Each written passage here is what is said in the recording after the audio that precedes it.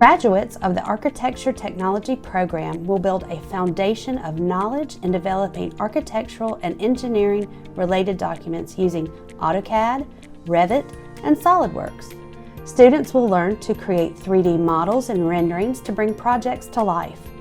The architecture program includes a variety of different hands-on projects in architectural design, methods of construction, and other related industries such as electrical, plumbing, and mechanical fields.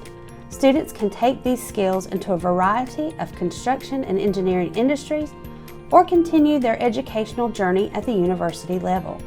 Call us today at 336-838-6100 or visit us online at wilkescc.edu.